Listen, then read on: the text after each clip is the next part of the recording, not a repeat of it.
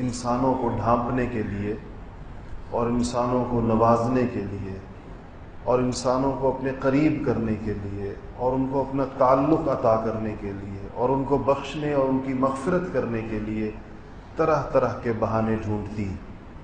اللہ جل شانہ مختلف مواقع انسانوں کو عطا کرتے ہیں جس میں وہ اللہ تعالیٰ کے قریب ہو جائیں، اللہ تعالیٰ کی مغفرت ان کو مل جائے، ان کی زندگی سنور جائے۔ فائدہ انسانوں کا ہی ہوتا ہے کہ اللہ جل شانہ یہ چاہتے ہیں کہ انسانوں کی زندگی سنور جائے۔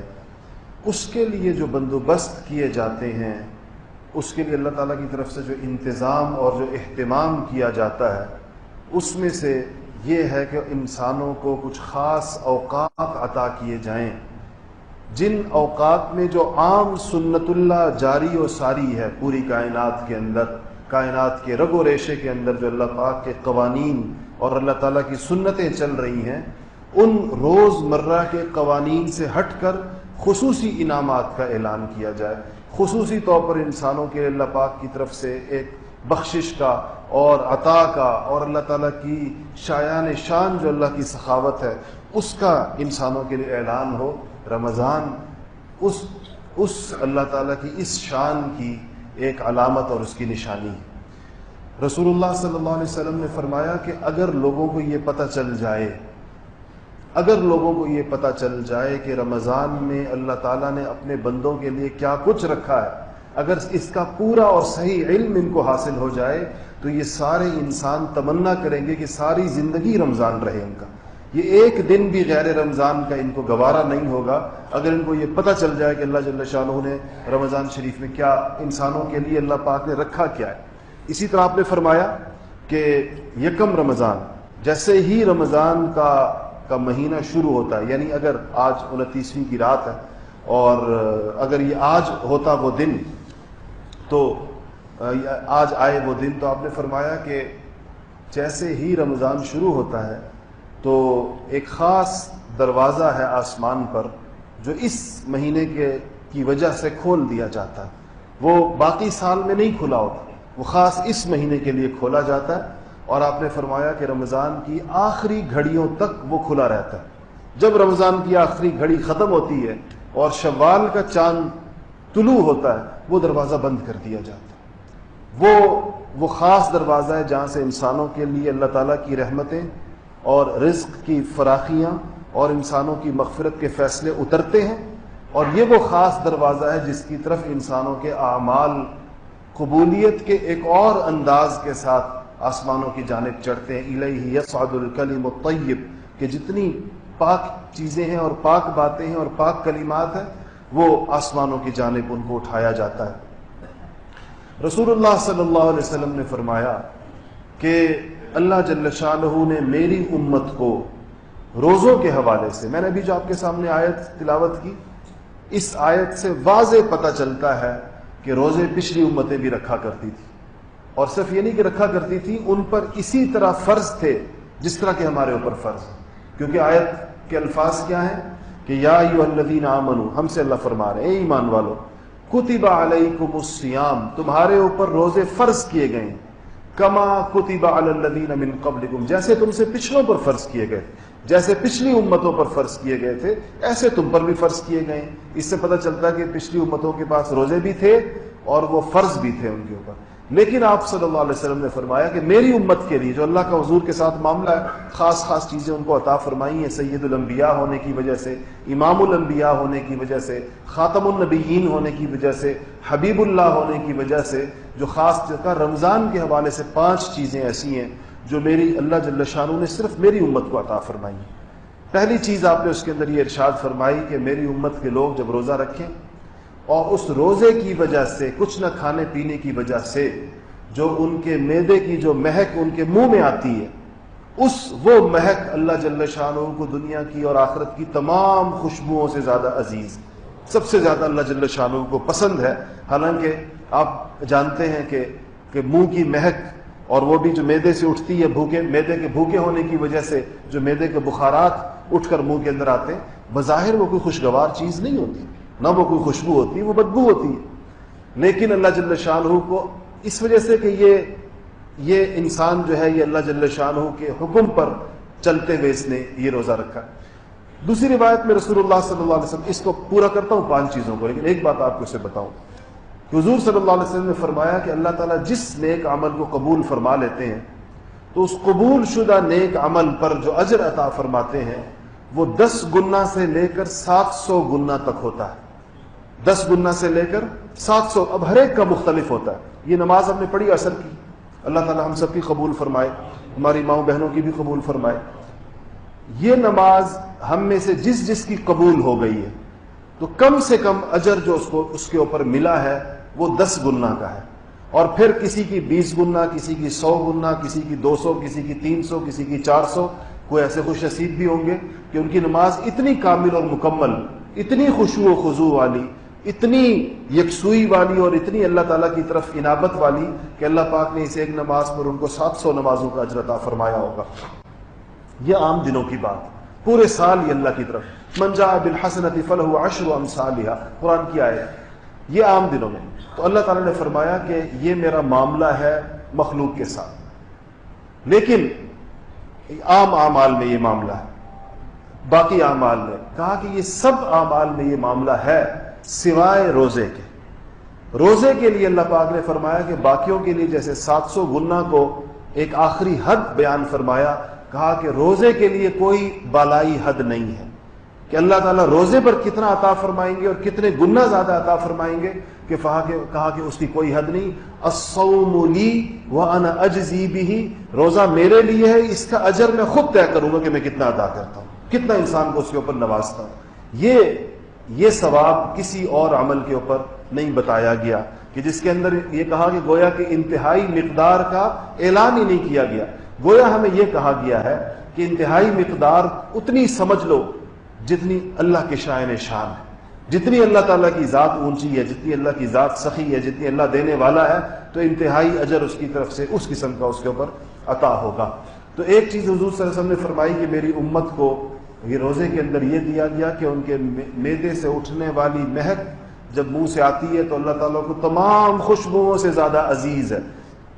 دوسری بات ارشاد فرمائی کہ میری امت کے روزے داروں کے لیے مچھلیاں، دریا اور سمندر کی مچھلیاں پانی کے اندر دعائیں کرتی ہیں. تیسری بات ارشاد فرمائی کہ میری امت کے روزے داروں کے لیے روزانہ جنت سجائی جاتی ہے.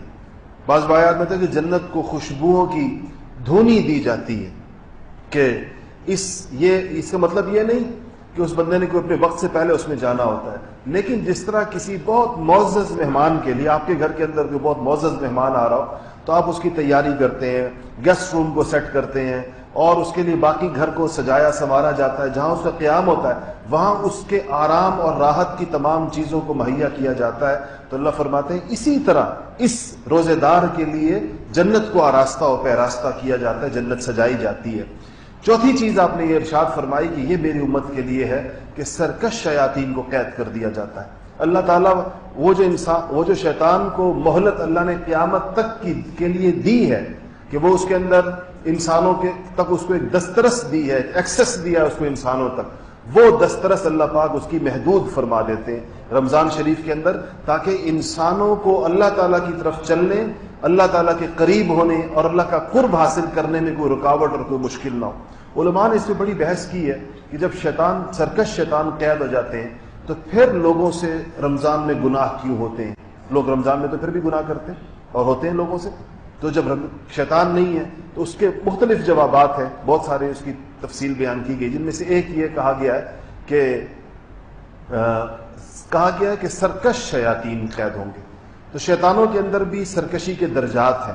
بعض علماء نے یہ لکھا ہے کہ جو چھوٹی قسم کے شیطان ہیں جن کے اوپر سرکش کا اطلاق نہیں ہوتا، شیطان کی ذریت اور اس کی اولاد اور اس کے اندر مزید اس کی آگے وہ ہے، ان میں سے کچھ قسمیں ایسی ہیں جو آزاد ہوتی ہیں. ہر شیطان قید نہیں ہوتا، بعض نے یہ فرمایا. اور بعض علماء نے یہ لکھا ہے کہ شیطان تو سارے قید ہوتے ہیں، اب جو گناہ انسان کرتا ہے وہ اپنے نفس کی وجہ سے کرتا ہے، کہ چونکہ اس کے نفس نے شیطان کا اس قدر اثر قبول کر لیا کہ اب شیطان نہ بھی ہو تو اس کا نفس اس کو گمراہی کے رستوں پر، گناہوں کی طرف اور لہویات کی طرف لے کر جاتا ہے. اب جو کچھ یہ کرتا ہے وہ اپنی عادات کی وجہ سے اور اپنے نفس کی وجہ سے کرتا ہے. تو چوتھی بات یہ ارشاد فرمائی کہ اللہ جل شانہ جو ہے وہ اس میں شیطان کو قید کرتے ہیں تاکہ انسان کو نیکی کرنے کے اندر آسانی ہو۔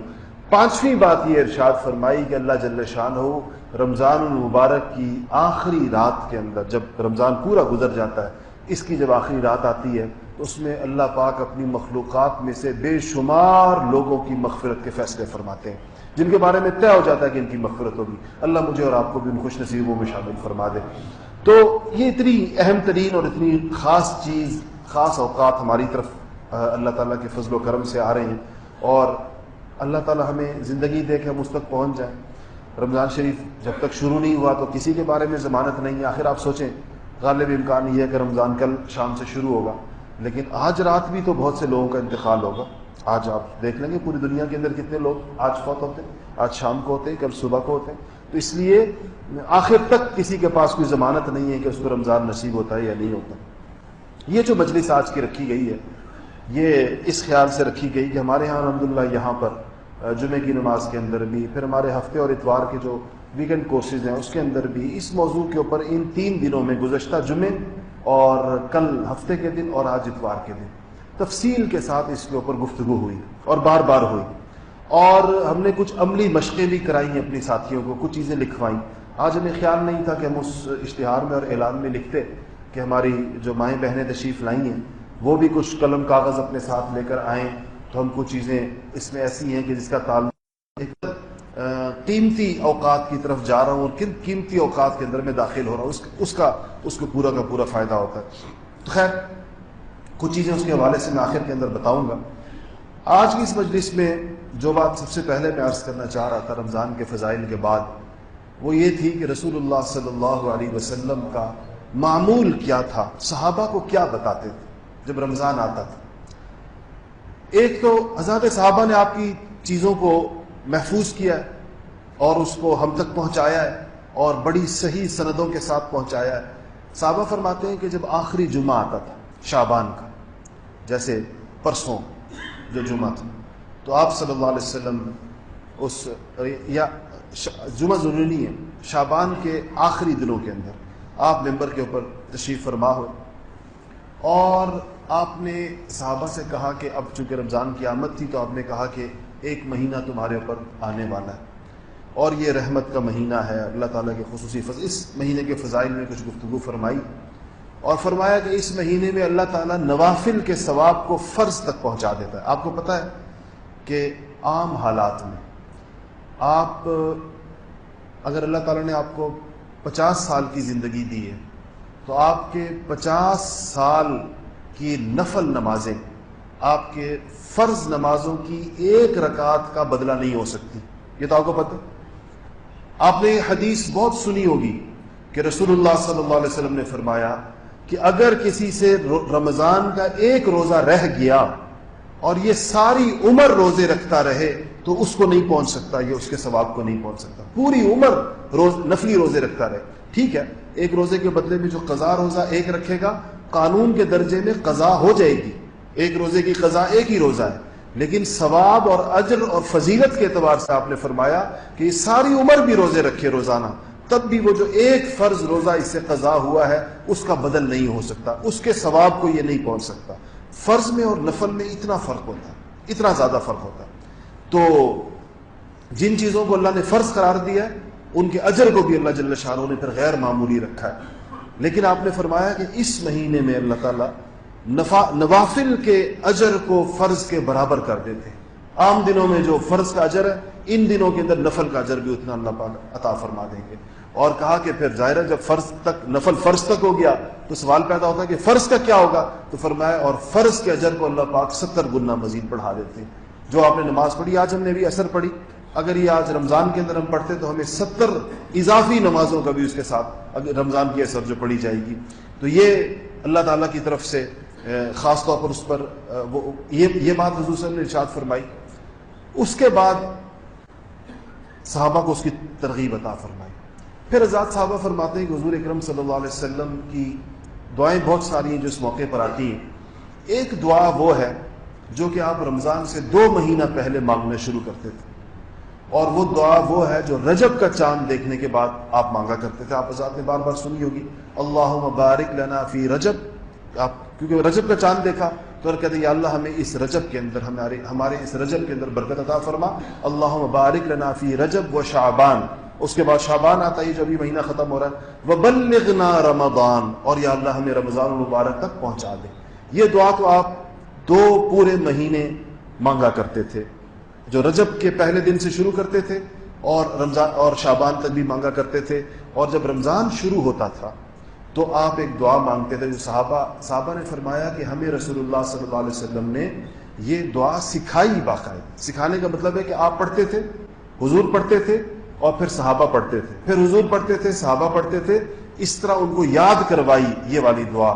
اور وہ دعا ہے اللہم، یہ بہت خوبصورت مطلب اور معنی ہے اس کے، اللہم سلمنی لرمضان، یا اللہ مجھے رمضان کے لیے تندرست اور صحیح سلامت کر دیجئے میرے جسم کو، یعنی میری بیماریاں دور فرما دیجئے، وہ سارے اعذار اور وہ تکلیفیں جو مجھے رمضان میں روزہ رکھنے سے، عبادت کرنے سے، سجدے کرنے سے، اللہ تعالیٰ کے آگے سجدہ ریز ہونے سے، اپنے آپ کو مجاہدے اور تھکاوٹ کے اندر ڈالنے سے، وہ بیماریاں جو رکاوٹ بن جاتی ہیں، یا رب العالمین میری ان بیماریوں کو دور فرما، اللہم سلمنی لرمضان، اور پھر وسلم رمضان لی، اور یا اللہ اس رمضان کو کہ ایک ایک لمحے کو، ایک ایک منٹ اور ایک ایک سیکنڈ کو جو اس میں تو عطا فرمائے گا، اس کو میرے لیے کامل اور مکمل کر دے، یعنی میں مکمل طریقے سے اس لمحے کو وصول کر لوں، میں رمضان کا کوئی ایک منٹ اور سیکنڈ ضائع نہ کروں۔ اور فرمایا کہ وَسَلِّمْهُ لِي مُتَقَبَّلًا، اور ضائع تو بندہ نہ کرے، اعمال تو کی توفیق تو ہو جائے، لیکن اصل بات تو یہ کہ وہ اعمال قبول بھی ہوں۔ کتنے لوگ ایسے ہیں جو عمل کرتے ہیں، خدا جانے عمل قبول ہوتا ہے یا نہیں ہوتا، تو کہا کہ اور یا اللہ پھر جو میں عمل کروں تیری توفیق سے، پھر وہ عمل تیرے پاس قبول بھی ہو جائے، تو اس کو مقبول بھی فرما لے اس عمل کو۔ تو یہ دعا میں پڑھتا ہوں، آپ ذرا میرے ساتھ پڑھیں تاکہ ہماری ہو جائے پھر اس کو، اللہم سلمنی لرمضان وسلم رمضان لی وسلمہ لی متقبلا۔ دوبارہ پڑھنے، مائیں بہنیں بھی پڑھیں اس کو ایک دفعہ، کم سے کم ایک دفعہ ہم وہ دعا پڑھ لیں جو صحابہ نے حضور کے کہنے کے اوپر پڑھی تھی کہ اللہم سلمنی لرمضان وسلم رمضان لی وسلمہ لی متقبلا۔ الحمدللہ، یہ دعا ہے جس کو یوں سمجھے کہ انسان رمضان سے پہلے اور رمضان کی آمد کے، ویسے اس کو آپ ویسے بھی یاد کر لیں، اور جب رمضان شروع ہو تو خاص طور پر اس پہ پڑھیں۔ دوسری بات یہ ذہن میں رکھیں کہ رسول اللہ صلی اللہ علیہ وسلم نے اس مہینے کو کچھ چیزوں کے ساتھ جوڑا ہے، جس میں سے پہلی بات آپ نے یہ ارشاد فرمائی ہے اس حدیث شریف کے اندر کہ رمضان شہر اللہ ہے، اللہ کا مہینہ۔ شہر مہینے کو کہتے ہیں، اللہ کا مہینہ ہے۔ تو یہ جو باقی مہینے ہیں 11، یہ بھی تو اللہ کے ہی مہینے ہیں، سارے سال اللہ نے بنایا، ہر مہینہ اللہ کا ہے۔ اس کا اللہ کا مہینہ ہونے کا مطلب یہ ہے کہ انسان اس مہینے میں اہتمام اور خصوصیت کے ساتھ اللہ تعالیٰ کی محبت، اللہ کی معرفت، اللہ تعالیٰ کی اطاعت کی طرف جو سفر کرتا ہے تو وہ اس کا عام دنوں کی نسبت زیادہ تیز رفتار ہوتا ہے۔ یہ اس مہینے کو اللہ کی طرف ایک خاص خصوصیت حاصل ہو، جیسا کہ ساری مساجد اللہ کا گھر ہے، ہر مسجد، لیکن بیت اللہ جو اللہ تعالیٰ کا گھر، اس کو ایک خاص خصوصیت حاصل ہے اللہ تعالیٰ کی طرف سے، ایسے ہی اس مہینے کو ایک خاص خصوصیت حاصل ہے۔ تو انسان یہ سوچ کر کہ یہ خاص اللہ کا مہینہ شروع ہو رہا ہے، اپنے نظام الاوقات کو ترتیب دے، اپنی چیزوں کو۔ آج ہماری جو گفتگو کا مقصد تھا وہ یہی ہے کہ ہم اس نظام الاوقات پر، اس ٹائم ٹیبل کے اوپر بات کریں جو ہمیں رمضان المبارک کے لیے بنانا ہے۔ دوسری چیز آپ نے یہ فرمائی کہ وَهُوَ شَهْرُ الصَّبْرِ، یہ صبر کا مہینہ ہے۔ صبر اتنا وسیع مفہوم ہے، اگر آپ نے صبر کی حقیقت کو واقعتاً سمجھنا ہے تو وہ کتاب ہے ایمانی صفات کے نام سے، ہمارے حضرت نے لکھی ہے 2 جلدوں کے اندر۔ اس کے اندر جو صبر کا باب ہے، کبھی اس کو آپ پڑھیں تاکہ ہمیں پتہ چلے۔ ہم اپنی زبان میں صبر بڑی محدود سی چیز کو کہتے ہیں۔ ہم کہتے ہیں کسی کو غصہ آ رہا تھا، اسے کنٹرول کر لیا، ہم اس کو صبر کہتے ہیں، اور یہی ہمارے یہاں صبر کا صرف مفہوم ہے۔ صبر بڑے وسیع معنی کے اندر ہے۔ تو اس مہینے میں ہمیں جس چیز کو خاص طور پر پیش نظر رکھنا ہے اور ایک دوسرے کو یاد دلانا ہے، دیکھا حدیث شریف کے اندر آتا ہے کہ اگر کوئی بندہ کسی کے ساتھ جھگڑا کرے رمضان میں تو وہ اس سے کہے کہ انی صائم، اسے کیا کہ میں کیا ہوں، روزے سے ہوں، مطلب یہ کہ میں جھگڑا نہیں۔ ایسے ہی دوسرے انسان کو گھر کے اندر ہو جاتی ہے، اونچ نیچ ہو جاتی ہے، کوئی بات ہو جاتی ہے، اگر کوئی ایک فرد میاں بیوی میں سے کوئی ایک بھی غصے میں آئے یا کوئی غصے کا اظہار کرے تو دوسرے کو چاہیے کہ نرمی کے ساتھ اس کو یاد دلائے کہ یہ کون سا، یہ کیا ہے، روزہ ہے اور یہ رمضان ہے اور یہ صبر کا مہینہ ہے۔ اگر ہم نے اس کے اندر صبر کی مشق نہ کی تو اس کے بعد ہمیں اس سے زیادہ موافق صورتحال کوئی اور نہیں ملے گی صبر کرنے کے لیے۔ تو صبر گھر کے اندر، رویوں کے اندر بھی صبر کرنا ہے، آپس کے تعلقات کے اندر بھی صبر کرنا ہے، اور ساسوں نے بہوؤں کے ساتھ بھی صبر کرنا ہے اور بہوؤں نے ساسوں کے ساتھ بھی صبر کرنا ہے، اور نندوں نے دیورانیوں کے ساتھ بھی اور دیورانیوں نے جٹھانیوں کے ساتھ بھی۔ آپس کے رشتوں کے اندر صبر، آپس کے رشتوں کے اندر جو ایک دوسرے کے دلوں کے، اپنے ایک دوسرے کے دلوں کے اندر جو کبیدگی ہوتی ہے اس کو رمضان کے آنے سے پہلے صاف کر لینا چاہیے۔ کسی سے کوئی کہا سنا جس کا اثر دل کے اوپر ہے اور اس کی وجہ سے ایک کینے کا تاثر محسوس ہوتا ہے دل کے اندر، اور اس کی کوئی بدخواہی سی دل کے اندر محسوس ہوتی ہے، ان چیزوں سے اپنے دل کو رمضان المبارک کے آنے سے پہلے صاف کر لینا چاہیے۔ حدیث شریف میں آتا ہے کہ جو بعض مبارک راتوں کے بارے میں، جیسے رمضان کے آخری عشرے میں، کہ سارے گناہ گار بخشے جائیں گے، ہر قسم کے گناہ گار بخشے۔ چند گناہ گاروں کے بارے میں آیا کہ ان کی مغفرت ان مبارک راتوں کے اندر بھی نہیں ہوتی۔ ایک روایت اس کے اندر یہ ہے کہ ان دو شخصوں کی نہیں ہوگی، ایک وہ جس نے شرک کا ارتکاب کیا، مشرک کی، شرک اتنی سخت ترین چیز ہے کہ شرک کا ارتکاب کرنے والے کی نہیں ہوگی، اور دوسری فرمایا کہ جس کے دل میں کسی دوسرے مسلمان کے لیے کینہ ہوگا، کوئی بغض ہوگا، کوئی عداوت ہوگی، اس کی بھی اللہ جل شانہ ان مبارک راتوں میں جب اللہ کی رحمت عام ہوگی اور سارے لوگ اس سے فائدہ اٹھا رہے ہوں گے، یہ محروم بیچارے اس سے فائدہ نہیں اٹھا پائیں گے۔ اس لیے اپنے دلوں کو صاف کرنا چاہیے۔ تیسری چیز کہی گئی ہے کہ یہ خیر خواہی کا مہینہ، یہ چیزیں آپ کے پہلے ذہن میں رہیں پھر اس کی طرف آئیں گی۔ اور وہ کیا مطلب خیر خواہی کا؟ کہ کسی دوسرے تک انسان کی خیر پہنچے، دوسرے تک انسان کی خیر پہنچے۔ ہماری مائیں بہنیں بڑی خوش قسمت ہیں، ان کی خیر تو پورے گھر کو پہنچتی ہے، سارا گھر ان کے بنائے ہوئے سحری کھا رہا ہوتا ہے، ان کی بنائی ہوئی افطاری کھا رہا ہوتا ہے، ان کے اور جو ان کے سارے گھر کا ایک نظام پورا۔ مرد جتنی بھی عبادت کر رہے ہوتے ہیں اس ساری عبادت میں خواتین گھر بیٹھی اس لیے شریک ہوتی ہیں کہ انہی کی بنائی ہوئی فضا اور ماحول کی وجہ سے مردوں کے لیے یہ ممکن ہوتا ہے کہ وہ کوئی عبادت کر سکے۔ دیکھیں عام گھروں کی میں بات کرتا ہوں کہ اگر مردوں کو اپنی گھر والوں سے، خواتین سے جو راحتیں پہنچتی ہیں، اگر وہ ان کے استری کیے ہوئے کپڑے، ان کے دھلوائے ہوئے کپڑے پہنتے ہیں تو ان کپڑوں میں جو عبادت بھی ہو رہی ہے اس خاتون کو اس کا ثواب مل رہا ہے، کیونکہ وہ ذریعہ بنی ہے، انہی کے کھلائے ہوئے کھانوں اور ان کے پکائی ہوئی سحریوں اور افطاریوں کے ذریعے سے انسان کا رمضان گزر رہا ہوتا ہے، تو مردوں کی ساری عبادت کے اندر ان کی شرکت ہو رہی ہوتی ہے۔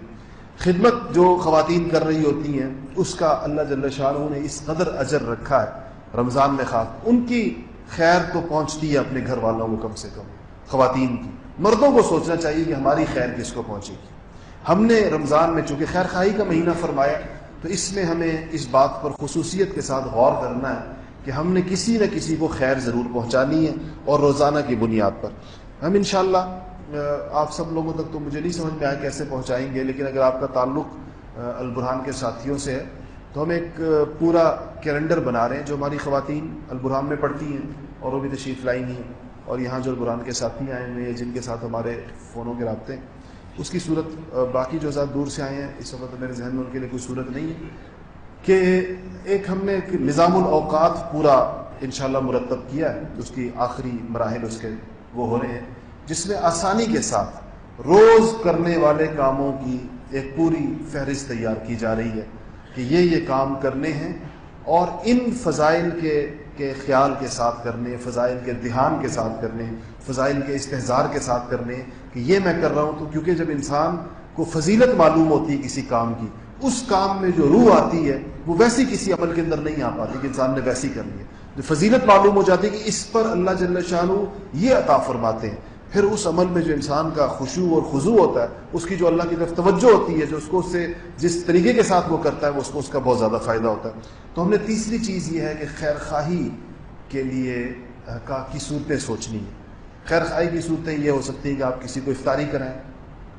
خیر خواہی کی صورت یہ ہو سکتی ہے کہ آپ اس بات کا اہتمام کریں. میں نے آج بھی اپنے ساتھیوں سے کہا کہ رمضان شریف میں روز صدقے کا اہتمام کریں. روزانہ ہر روز صبح اٹھ کر چاہے 5 روپے ہوں, چاہے 10 روپے ہوں, چاہے 100 روپے ہوں, 2 روپے ہوں, 1 روپے ہوں, لیکن جب یہ فہرست, جب اللہ جل شانہ کے پاس آپ کے اعمال جائیں تو ان اعمال کے اندر مالی صدقے کا عنوان بھی ضرور ہو. اور آپ کو یہ اچھی طرح پتہ ہے کہ اللہ جل شانہ مقدار نہیں دیکھتے کہ کتنے تھے, یہ نہیں دیکھا جاتا, بلکہ کیا دیکھا جاتا ہے, اخلاص کتنا تھا اس کے اندر. اور یہ دیکھا جاتا ہے کہ یہ اس کے پاس موجود مال کے تناسب سے کتنا تھا, پرسنٹیج کیا بنتی ہے. اگر ایک مزدور کے پاس 100 روپے ہیں اور اس نے 1 روپے دیا تو یہ 1 روپیہ اس کے مال کا 1% ہے. اور ایک بندے کے پاس 1 ارب روپے ہیں اور اس نے 1 لاکھ روپے دیا ہے, تب بھی یہ 1% نہیں بنتا, یہ 0.01% بنے گا, یعنی 1000واں حصہ جا کر یہ بنے گا. تو اس مزدور کا روپیہ جو 1 ہے وہ اس کے لاکھ روپے سے زیادہ وزنی ہے, کیونکہ وہ اس کے کل مال کا 1%, اس نے اپنا 1% دیا.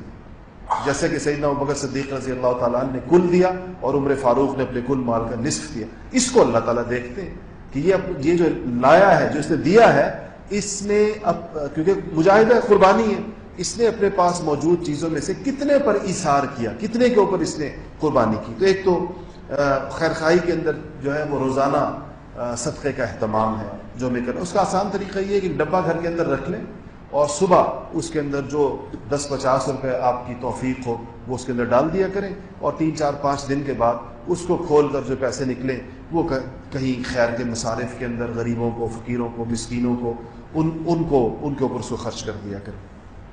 اچھا جی, چوتھی بات اس میں یہ ہے کہ آپ نے وہ مشہور روایت سنی بھی ہوگی جس میں رسول اللہ صلی اللہ علیہ وسلم نے فرمایا کہ یہ جو مہینہ ہے اولہ رحمت, اس کا جو پہلا حصہ ہے, اولین حصہ یعنی پہلا عشرہ, پہلے 10 دن یہ رحمت کے دن ہیں, یعنی اللہ جل شانہ کی طرف سے رحمت کے فیصلے اترتے ہیں. وَأَوْسَطُهُ مغفرت, اور جو درمیان کا عشرہ ہے اس میں مغفرت کے, اور وَآخِرُهُ جو بالکل اس کا آخری حصہ ہے وہ عتق من النار, آگ سے خلاصی کے فیصلے اس کے اندر ہوتے ہیں. تو آسمان سے جیسے فیصلے اتر رہے ہوں, زمین سے انسان ویسی دعائیں کر رہا, کیونکہ یہ جیسی بارش برس رہی ہے ویسے ہی برتن لے کر بندہ اس کے حساب سے نیچے بیٹھا ہوا ہو تو بارش سے زیادہ مستفید ہو جاتا ہے. ایک بندے نے اگر بارش کے اندر چمچہ لے کر بیٹھا ہوا ہے تو ظاہر ہے چمچے میں 4 قطرے آ جاتے ہیں, اور ایک بندہ اگر بارش کے اندر تنگ منہ والی سراہی لے کر بیٹھا ہوا ہے تو اس کے اندر بھی چند قطرے آئیں گے, اور ایک آدمی اس طرح کھلے تھال لے کر بیٹھا ہوا ہے اسے بارش کا پانی زیادہ آئے گا. تو جب آسمان سے رحمت اور رحم کے فیصلے اتر رہے ہیں تو زمین سے جو آپ دعائیں کریں اس میں سب سے زیادہ اللہ پاک سے رحم اور رحمت کو طلب کریں.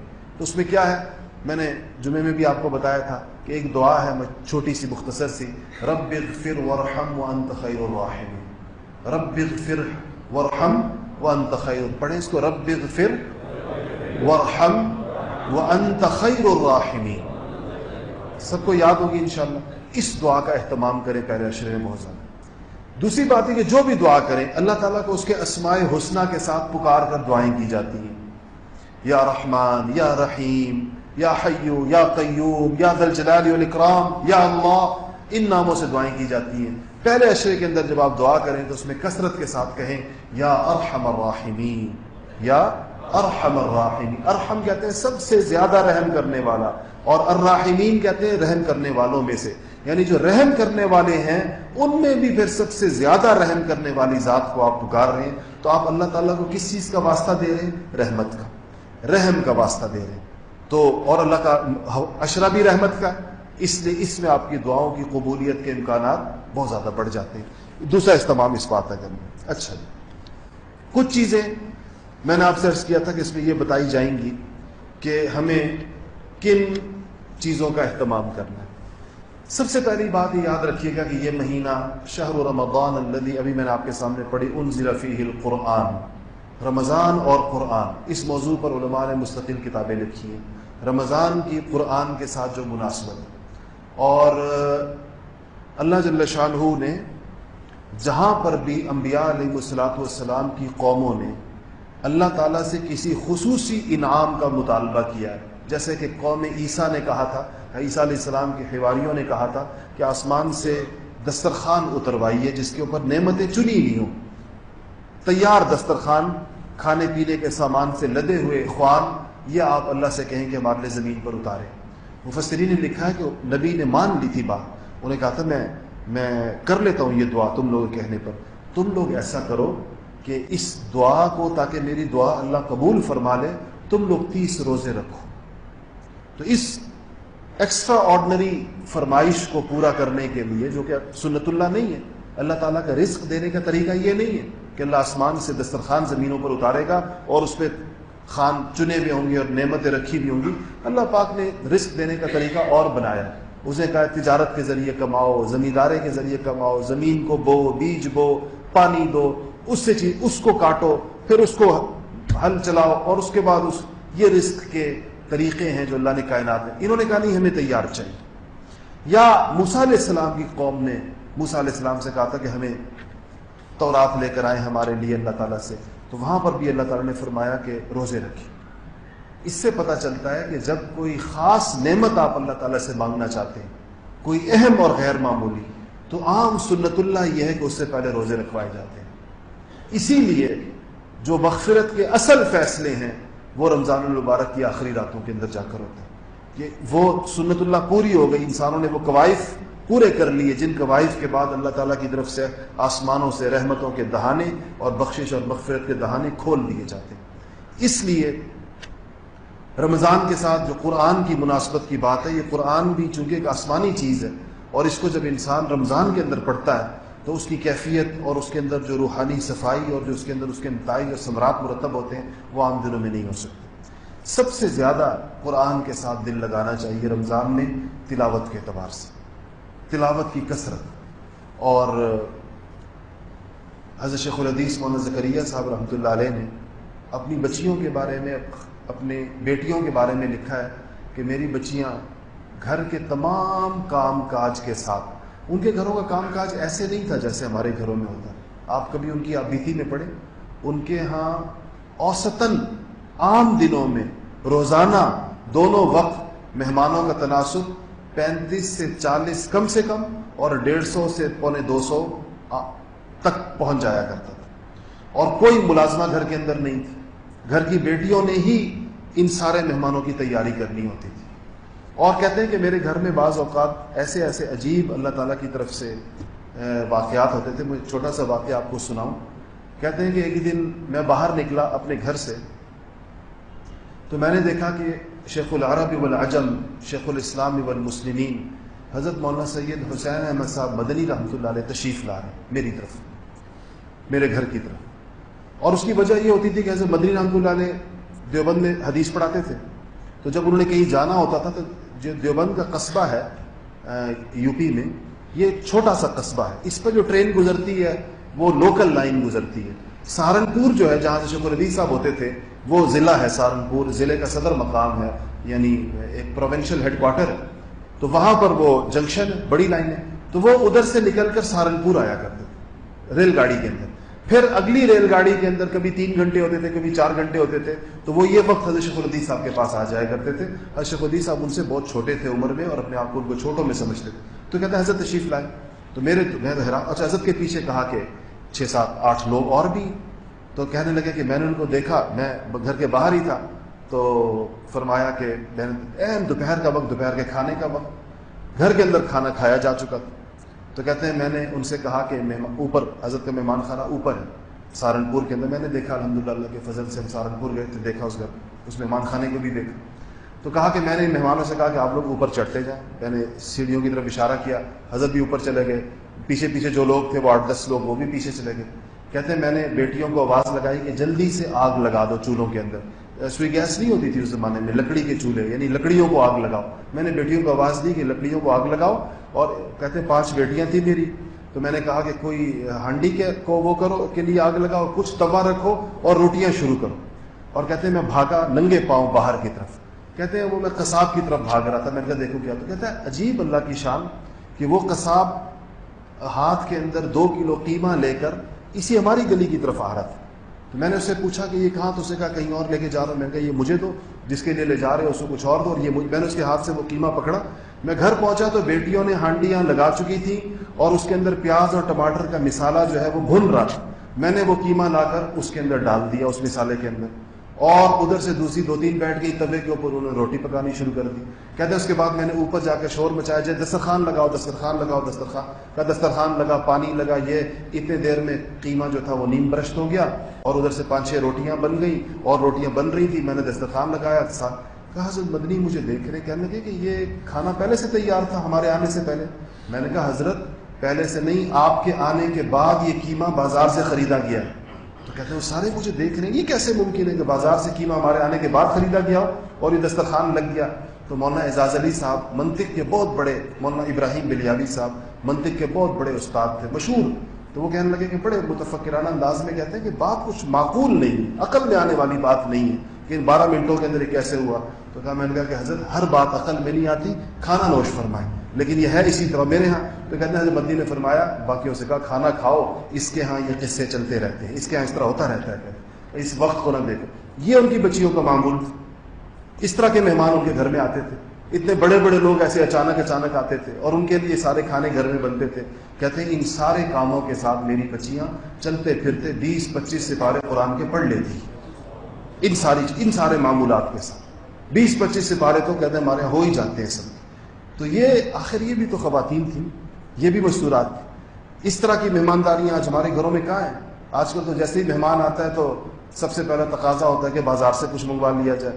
نہیں تو آج کل وہ گھروں کے اوپر ہی پہنچا دیتے ہیں، وہ فون کر دیا جائے تو گھروں پر چیزیں ریڈی میڈ پہنچ جاتی ہیں. اس قسم کے مہمان نمٹا کر بھی ہم لوگ سمجھتے ہیں ہم نے بڑی خدمت بھی کرنی مہمانوں کی، لیکن بہرحال اور اول تو خود مہمانوں کی آمد کم ہو گئی ہے بہت، اس کا نظام تقریباً ختم ہوتا جا رہا ہے. تو تلاوت کا اہتمام کیا جائے اور اس کے لیے ہم اس کو عذر نہ سمجھیں کہ ہمیں گھر میں کام کاج کرنے پڑتے ہیں اور کام بہت زیادہ ہوتے ہیں اور یہ وہ، بلکہ ان سارے کاموں کے ساتھ کاموں کے بارے میں تھوڑا سا بھی عرض کروں گا آخر کے اندر کہ اس کے لیے کیا کیا جائے. تو تلاوت کتنی کی جائے؟ شیخ الحدیث مولانا زکریا صاحب رحمۃ اللہ علیہ نے ہی اپنی آپ بیتی میں اپنی دادی کا معمول لکھا ہے، اور کہ ان کا معمول تو رمضان شریف کے اندر 1 قرآن روزانہ پڑھنے کا تھا، 1 قرآن روز پڑھتی تھی. اور اللہ تعالیٰ نے ان کے گھر کی خواتین کو ویسے غیر معمولی دینداری سے اللہ پاک نے نوازا تھا، سب کے اندر یہ صفت بہت زیادہ تھی. ایسی اس کا اثر یہ تھا، ان خواتین کی دینداری کا اثر یہ تھا کہ اس گھر سے بڑے بڑے ولی پیدا ہوئے اللہ پاک.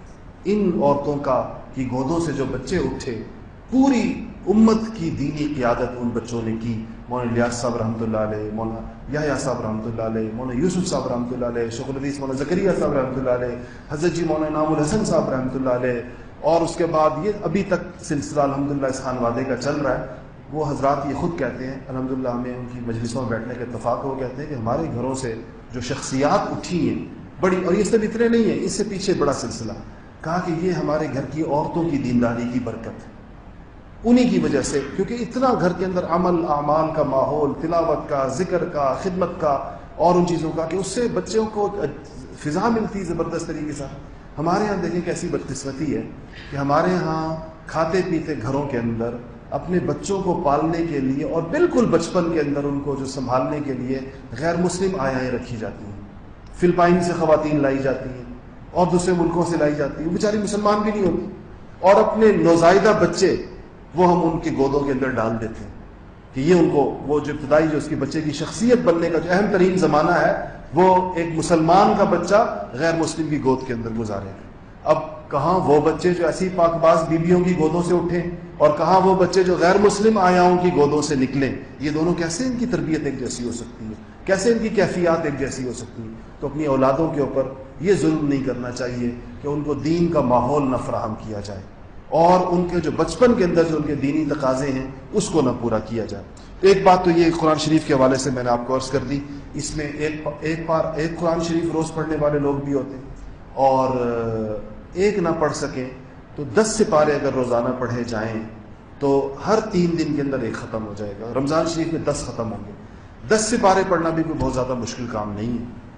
اوقات کی حفاظت 10 سپارے نہ پڑھنے اور دوسرے درجے میں، جو تیسرے درجے میں یہ ہے کہ 1 منزل روز پڑھیں. یہ منزل قرآن کی بنی اس لیے ہے کہ یہ روز پڑھنے کے لیے عام دنوں کے اندر بھی، تو عام دنوں میں ہم نہیں پڑھتے، رمضان میں پڑھ لیں. اس سے یہ ہوگا کہ ہر ہفتے ہمارا قرآن، ہر 7ویں دن ہمارا قرآن ختم ہو جائے گا. تو ساتھ ساتھ کر کے 4 قرآن تو کم سے کم ہمارے ختم ہو جائیں گے. اگر 1 منزل بھی نہیں پڑھ سکتے، جو کہ میں نے کہا کہ منزل کی تعیین کی گئی ہے سال کے 365 دنوں میں پڑھنے کے لیے کہ ہر ہفتے انسان ایک قرآن ختم کرے، تو کم سے 3 پارے تو پڑھیں.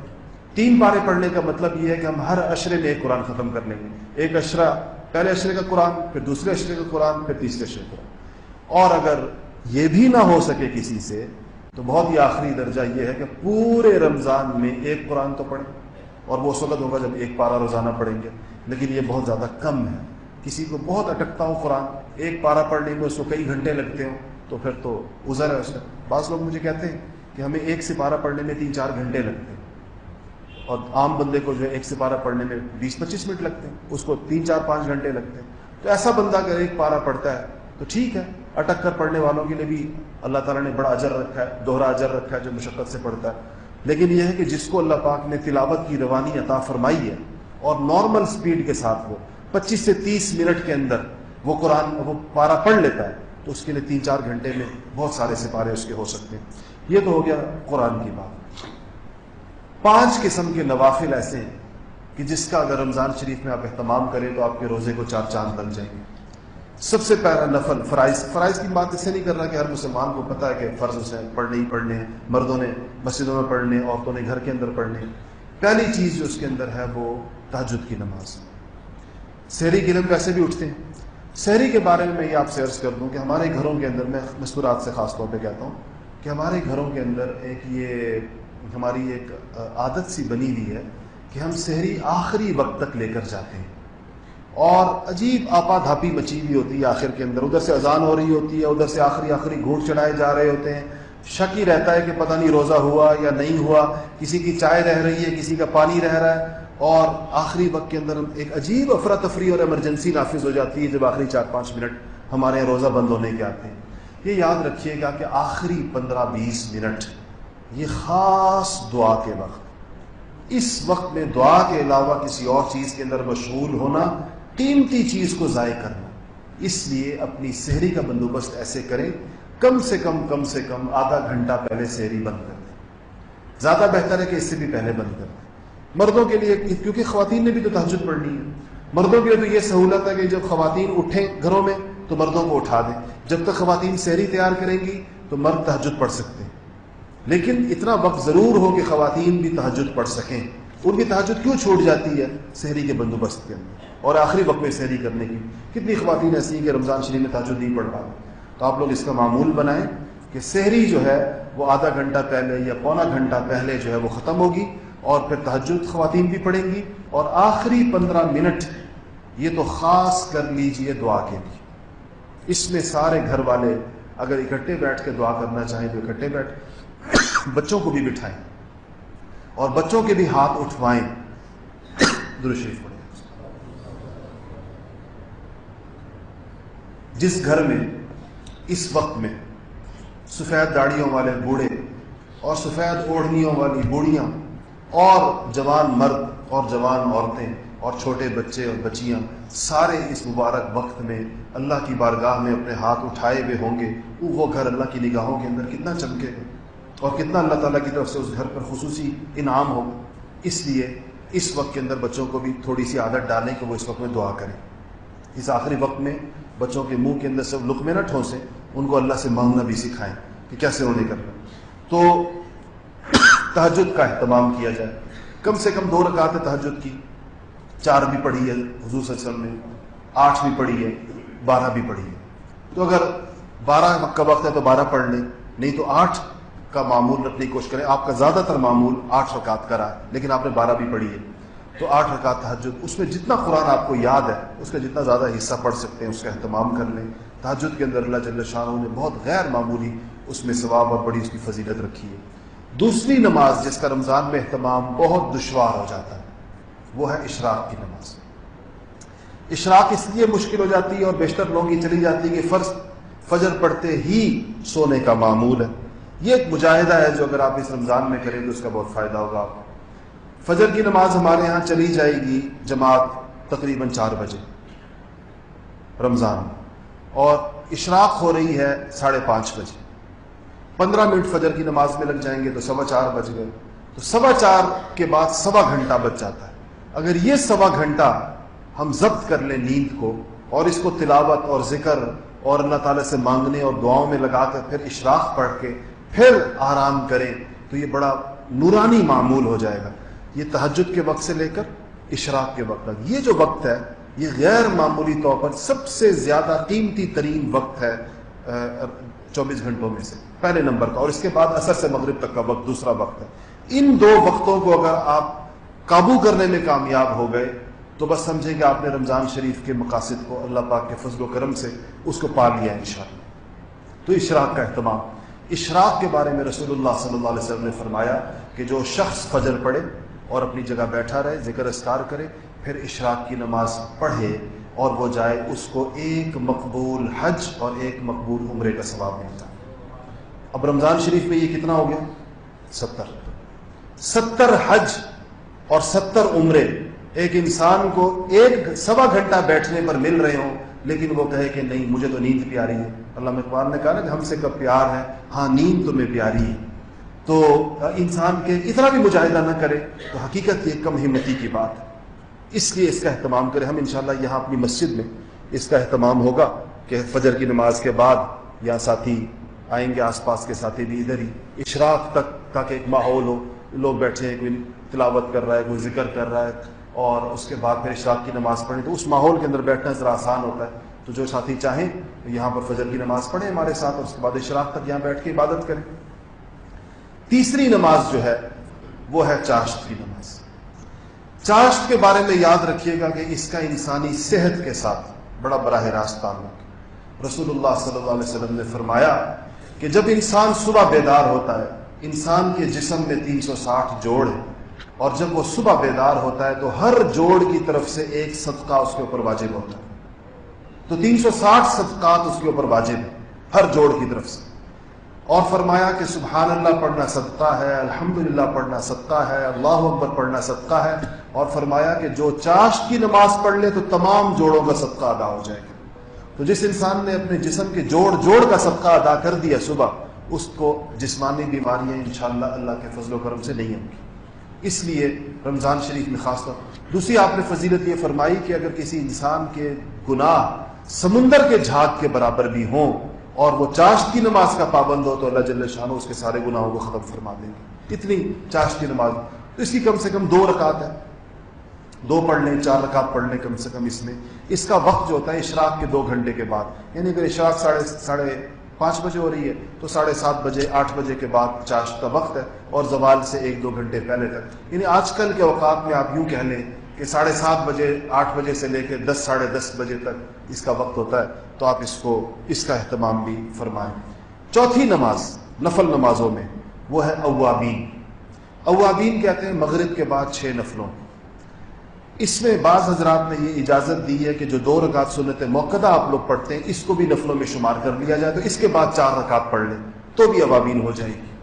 بہتر یہ ہے کہ اس کے بعد 6 رکعت پڑھیں، لیکن اگر آپ نے 2 رکعت سنت موقدہ کے بعد، اچھا آپ حضرات کے ہاں تو ویسے عام معمول ہے 2 رکعت نفل تو ویسے بھی پڑھتے ہو، تو 2 رکعت تو وہ ہو گئی، 2 یہ ہو گئی، 2 اور ملا لیں ساتھ تو 6 ہو جاتے ہیں، یہ بھی ٹھیک ہے۔ یا پھر 2 رکعت سنت موقدہ کے علاوہ آپ جو ہیں وہ 6 رکعت پڑھ لیں۔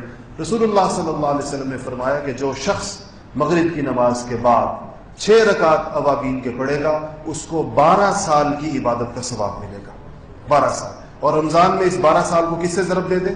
70 سے ضرب دے دیجیے۔ اور کتنا وقت کتنا لگتا ہے آپ کبھی انداز، ہر ایک کی نماز کا وقت مختلف ہوتا ہے، 6 رکعتوں میں وقت کتنا لگے گا؟ بہت زیادہ لگ گیا، 15 منٹ لگ جائے، 5 منٹ میں 2 رکعت خشوع و خضوع کے ساتھ، 5 منٹ سے زیادہ آپ 2 نفل میں کس کا وقت لگتا ہے؟ میں نے ابھی اپنے ساتھیوں سے پوچھا کہ 2 رکعت میں کتنا وقت لگتا ہے، کہتے ہیں بمشکل 2 منٹ۔ تو تیز رفتار لوگ بھی ہوتے ہیں تو 2 منٹ والوں کے اندر کل 6 منٹ لگیں گے، اس کا مطلب ہے 6 رکعتوں کے اندر۔ تو یہ ہے اوابین۔ 4 نوافل ہو گئے، تہجد، چاش، تہجد کے بعد اشراق، چاش، اوابین۔ 5ویں نماز جس کا اہتمام کریں وہ ہے صلاۃ التسبیح۔ صلاۃ التسبیح وہ تحفہ ہے جو رسول اللہ صلی اللہ علیہ وسلم نے اپنے چچا سیدنا عباس بن عبد المطلب رضی اللہ تعالیٰ عنہ کو عطا فرمایا تھا، اور کہا تھا کہ چچا، لفظ تحفہ استعمال کیا، کہا چچا آپ کو ایک ایسا تحفہ دوں کہ جس کی وجہ سے آپ کے وہ گناہ جو چھوٹے ہوں یا بڑے ہوں، جان کر کیے ہوں یا بھول کر کیے ہوں، آپ کو یاد ہوں یا آپ بھول گئے ہوں، وہ سارے کے سارے اللہ تعالیٰ معاف فرما دے۔ تو انہوں نے کہا کہ جی ایسا تحفہ کون نہ قبول کرے، تو آپ نے صلاۃ تسبیح ان کو سکھائی تھی۔ پھر فرمایا تھا کہ چچا ہو سکے تو روز پڑھ لیا کر، روز، یعنی سب سے بہتر یہ ہے کہ روز پڑھ لیں، روز نہ پڑھ سکیں تو ہفتے میں ایک دفعہ پڑھیں، ہفتے میں ایک دفعہ نہ پڑھ سکیں تو مہینے میں ایک دفعہ پڑھیں، مہینے میں ایک دفعہ نہ پڑھ سکیں تو سال میں ایک دفعہ پڑھ لیں، اور اگر سال میں بھی ایک دفعہ نہ پڑھ سکیں تو چچا زندگی میں ایک دفعہ ضرور پڑھ لیں اس کو۔ تو اس کو جو ہے کیا کریں، روزانہ 20 منٹ اس کے اندر لگتے ہیں، کیونکہ 300 دفعہ سبحان اللہ والحمدللہ ولا الہ الا اللہ واللہ اکبر، اس کو پڑھنا ہے 150 70 دفعہ کر کے، یہ کوئی تقریباً اس کی مقدار بن 75 دفعہ پڑھنا، تو 150 اور 150 300 دفعہ 4 رکعتوں کے اندر پڑھا جاتا ہے۔ ترتیب آپ کو اس کی پتہ ہوگی، نہیں پتہ کسی کتاب میں دیکھ لیں، فضائل اعمال میں لکھی ہوئی اور کتابوں کے دوسری ترتیب۔ یہ 5 نوافل ہیں جن کا اہتمام کرنا جو ہے وہ انتہائی برکت کا اور بہت زیادہ سعادت کا باعث ہے۔ چند باتیں میں آپ کو یہ بتا دوں کہ دوسرا میں نے آپ کو اس کا بتا دیا تلاوت قرآن پاک کا، 4 چیزیں حضور صلی اللہ علیہ وسلم نے گن کر صحابہ کو بتائی رمضان سے پہلے، رمضان کے۔ آپ نے فرمایا کہ میں تمہیں 4 باتیں بتاتا ہوں، ان کا اہتمام کرنا، 2 ان میں سے اللہ تعالیٰ کو راضی کرنے کے لیے، ان 4 میں سے، اور 2 تمہاری اپنی ضرورت ہے، اس سے تم اس کا اہتمام کرو۔ پہلی چیز فرمائی کہ کلمہ طیبہ لا الہ الا اللہ کا ورد کرنا، یہ اللہ کو راضی کرنے کے لیے، لا الہ الا اللہ کا اس کی کوئی مقدار آپ متعین کریں۔ بہتر یہ ہے جو مشائخ کا تجربہ ہے کہ 300 دفعہ صبح پڑھے، 300 دفعہ شام پڑھے، 3 تسبیح صبح، 3 تسبیح شام۔ دوسری چیز آپ نے فرمائی، صحابہ کہا کہ پڑھو کہ اللہ تعالیٰ سے استغفار، استغفر اللہ ربی من کل ذنب واتوب الیہ۔ ویسے استغفر اللہ بھی استغفار ہے، لیکن یہ استغفار پڑھنا چاہیے استغفر اللہ ربی من کل ذنب واتوب الیہ۔ اس کا بھی 3 تسبیح صبح، یعنی 300 دفعہ صبح، 300 دفعہ شام، یہ 2 چیزیں ہوگی۔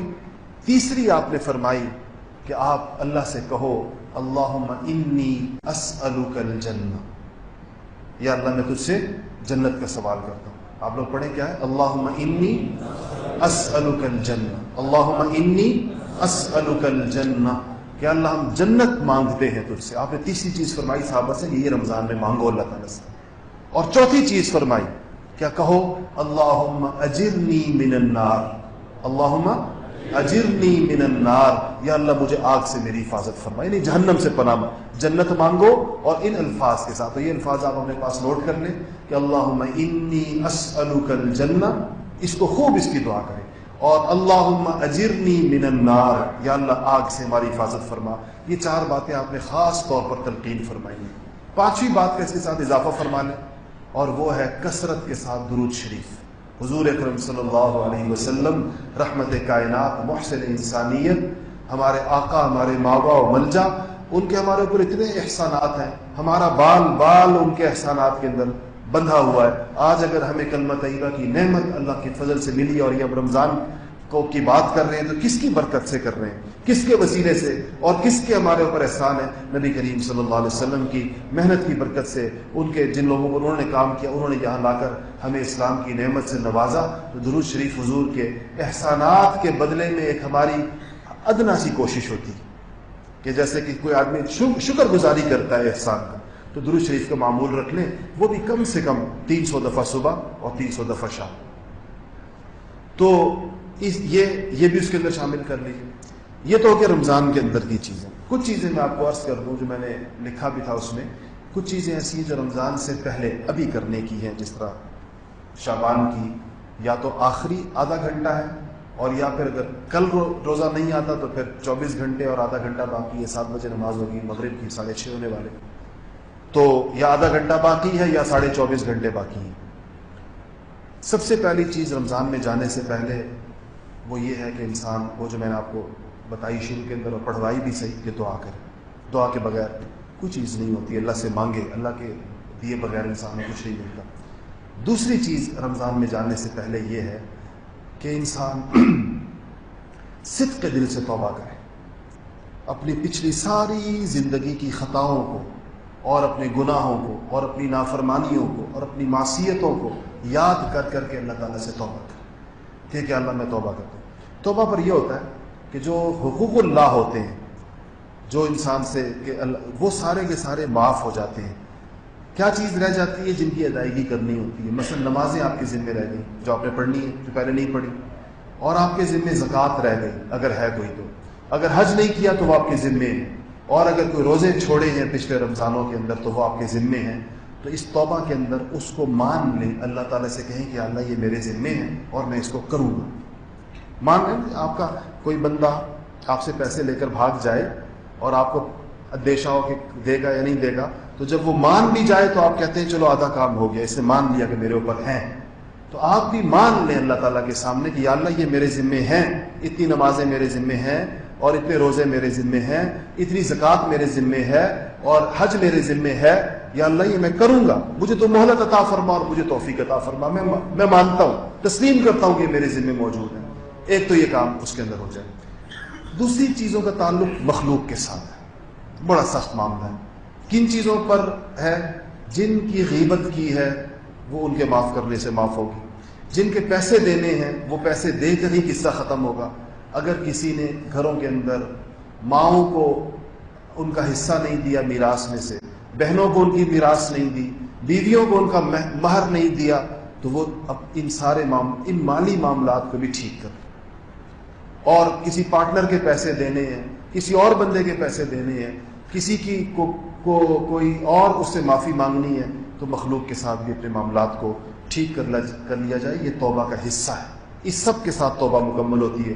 توبہ صرف زبان سے توبہ کرنے سے نہیں ہوتی، وہ تو ویسے ہی کرتے رہتے ہیں سارا دن، لیکن ان چیزوں کو کا اہتمام کرنے سے۔ تیسری چیز یہ بات یاد رکھیے گا کہ رمضان ہمت کا مہینہ ہے۔ ہم عائشہ صدیقہ رضی اللہ تعالیٰ عنہ فرماتی کہ نبی کریم صلی اللہ علیہ وسلم رمضان میں کمر کس لیا کرتے تھے۔ کمر کسنے کا مطلب کیا ہوتا ہے؟ جیسے کوئی بندہ کسی محاذ کے لیے تیار ہو جاتا ہے کہ اب یہ جو ہے یہ ہمت کے ساتھ یہ وقت گزارنے کا موقع ہے۔ اور سچی بات یہ ہے کہ انسان کو خود توفیق نہ ہو تو کچھ وقت جا کر اہل ہمت کے ساتھ گزارے، ان کو دیکھے وہ کیا کر رہے ہیں رمضان کے، ان کا رمضان کیسے گزرا۔ ہم لوگ سارے آپ کو پتہ ہی ہے آخری عشرے، دل تو ابھی سے جانے کو چاہتا ہے لیکن یہاں کام ذمہ داریاں ہوتی ہیں۔ کربلا شریف جاتے ہیں آخری عشرے میں اپنے حضرت اپنے شیخ و مرشد کے پاس۔ وہاں ہم نے کیا دیکھا، زندگی اتنا عرصہ گزر گیا، حضرت سے میرے تعلق کو اللہ کا فضل ہے، اللہ اس کو قبول فرمائے، 25-26 سال ہو گئے۔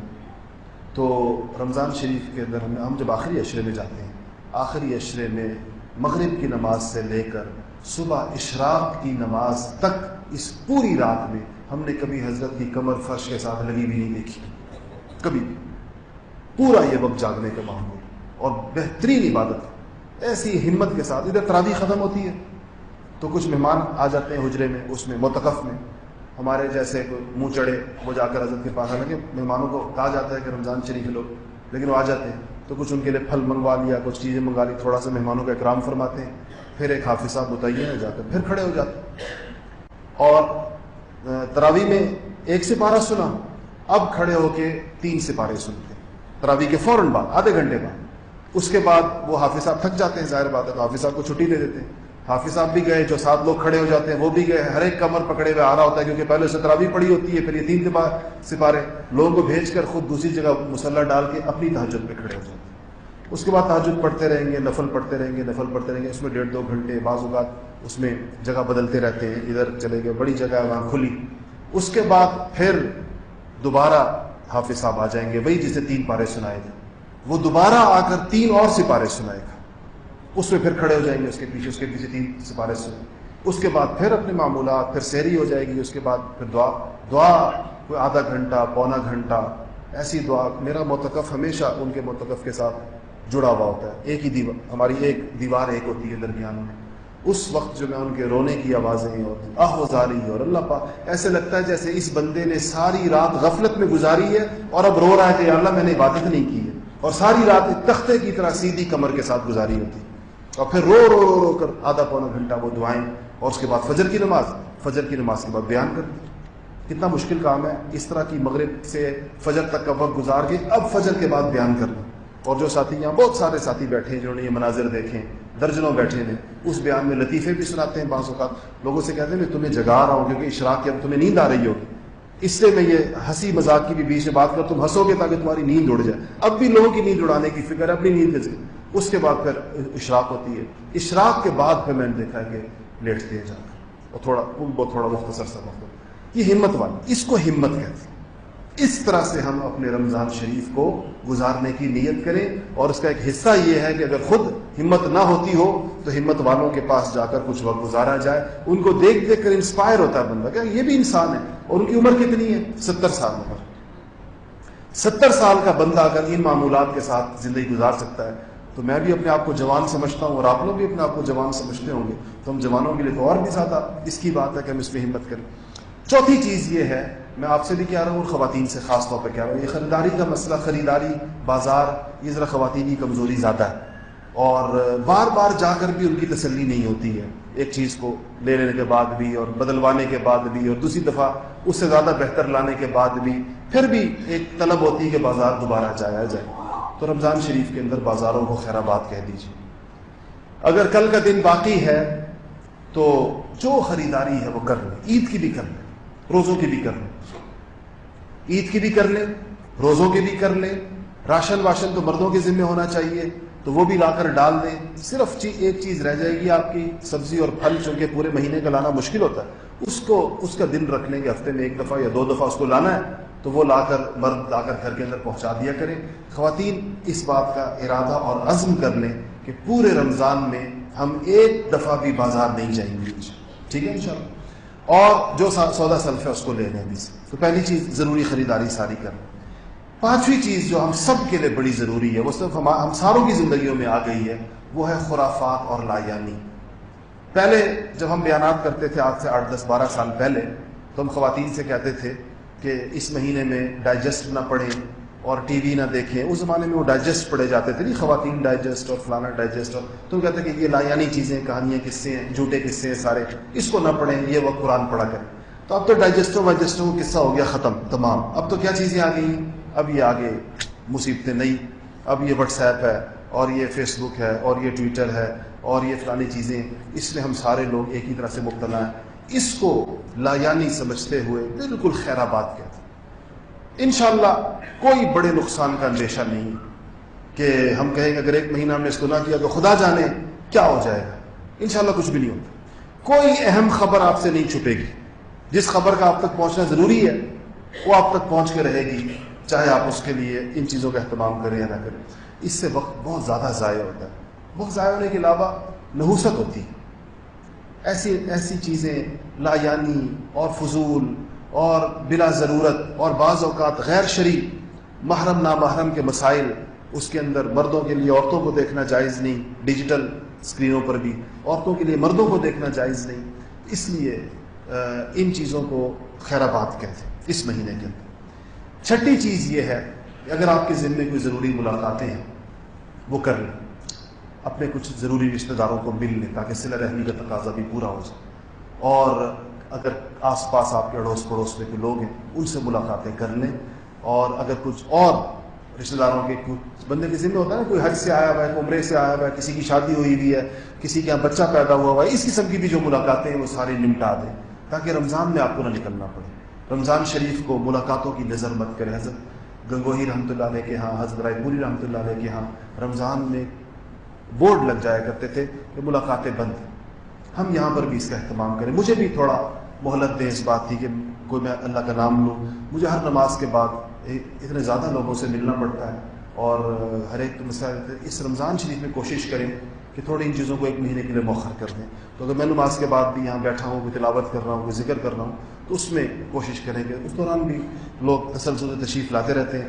میں کچھ کہہ نہیں سکتا مروت کی وجہ سے.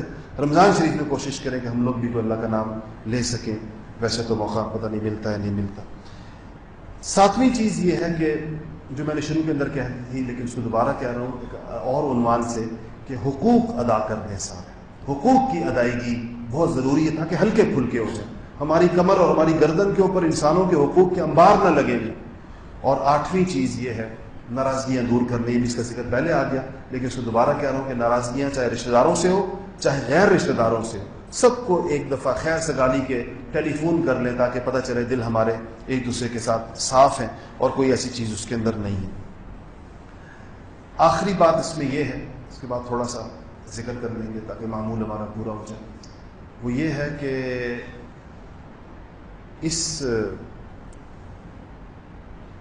روزہ جو آ رہا ہے، علماء نے لکھا ہے کہ روزہ دار روزہ 3 قسم کا ہوتا ہے، ایک عوامی روزہ، عوام کا روزہ، اور ایک خواص کا روزہ، اور ایک اخص الخاص، وہ جیسا جہاز میں ہوتا ہے نا، ایک اکانومی کلاس ہے، ایک بزنس کلاس ہے، اور ایک کلب کلاس ہے، تو اس طرح روزے بھی سمجھے 3 قسم کے۔ ایک عوامی روزہ یہ ہے کہ دن کو روزہ رکھ لیا، کھانے پینے اور خواہشات سے اپنے آپ کو بچا لیا، اور رات کو تراویح پڑھ لی، اور باقی سارا دن اپنی اسی ترتیب سے گزرا جیسے زندگی، یہ عوامی روزہ ہے۔ دوسرا روزہ یہ ہے، خاص لوگوں کا روزہ یہ ہے کہ اپنے جس طرح دن کے اندر صرف کھانے پینے سے نہیں رکے، آنکھ کا روزہ، ناک کا روزہ، کان کا روزہ، ہاتھ کا روزہ، سارے اعضاء کو گناہوں سے بچا کر روزہ رکھا، یہ خواص کا روزہ ہے۔ اخص الخاص لوگوں کا روزہ یہ ہے کہ وہ اپنے دل اور اپنے قلب کے خیالات